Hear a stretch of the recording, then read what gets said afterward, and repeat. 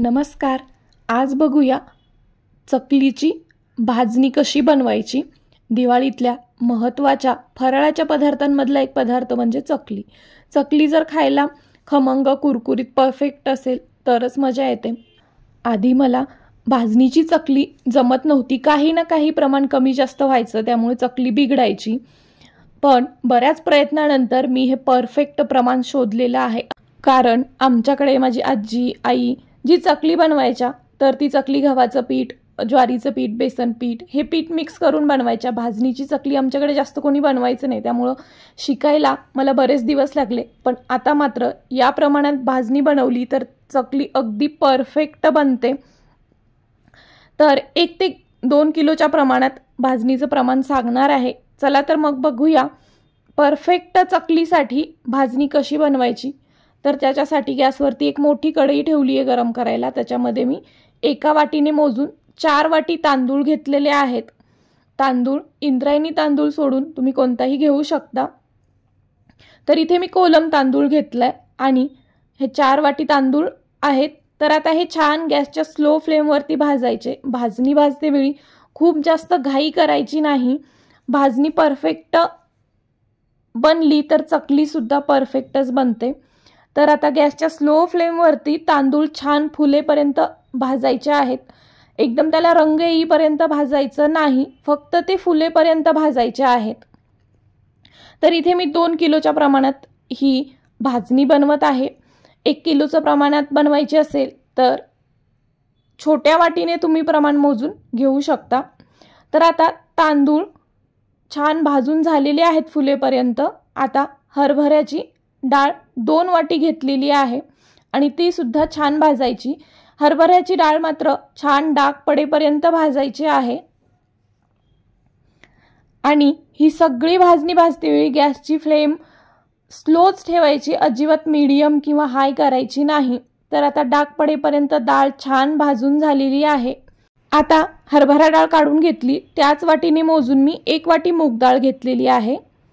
आता बघा, जेवढे तांदूळ घेतले होते त्याच्या अर्ध हरभरा डाळ घ्यायची आहे. जेवढी हरभरा डाळ घेतली त्याच्या अर्ध मूग डाळ घ्यायची आहे आणि जेवढी मूग डाळ घेतली त्याच्या अर्ध उडीद डाळ घ्यायची आहे. प्रमाण मात्र एकाच भांड्याने मोजून घ्या. तर आता इथे ही मूग डाळ सुद्धा छान डाग पडेपर्यंत भाजून झालेली आहे. मूग डाळ सुद्धा काढून घेतली. आता इथे मी अर्धी वाटी उडीद डाळ घेतलेली आहे. ती सुद्धा छान भाजून घ्यायची. सगळं साहित्य जे आहे ते छान डाग पडेपर्यंत भाजायचं.